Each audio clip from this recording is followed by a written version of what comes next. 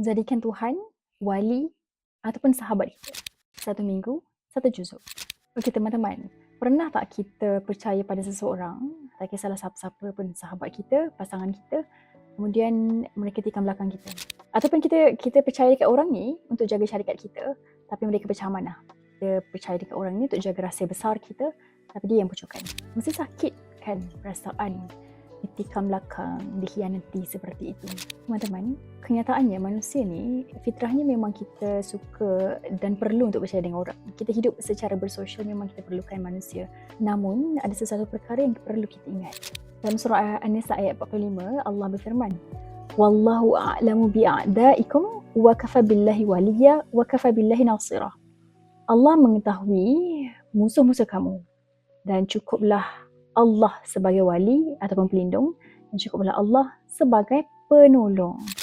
Jadi di sini Allah mengingatkan kita bahawasanya yang perlu menjadi wali, seseorang yang menjadi melindungi kita perlu percaya adalah Tuhan kita terlebih dahulu. Dan sesungguhnya dialah juga yang akan membantu kita. Itulah peringatan kepada kita semua. Tak salah pun untuk kita mempercayai manusia, untuk memberikan berkongsi rahsia, kepercayaan. Tapi bersahabat baiklah ataupun jadikanlah Allah SWT sebagai wali kita yang pertama dahulu sebelum manusia. Dan sesungguhnya hanya Allah yang mengetahui siapa dalam kalangan manusia itu yang sebenarnya akan menjadi kawan ataupun lawan. Teman-teman, jom kita amalkan satu doa ni daripada hadis riwayat Tirmizi. Bismillahirrahmanirrahim. Allahumma inni a'udzubika an adil au udal au azil au uzal au adlim au udlam au ajhal au yujhala alayya. Amin. Akhir sekali teman-teman, hidup ni memang kadang-kadang tak lari dengan ujian manusia.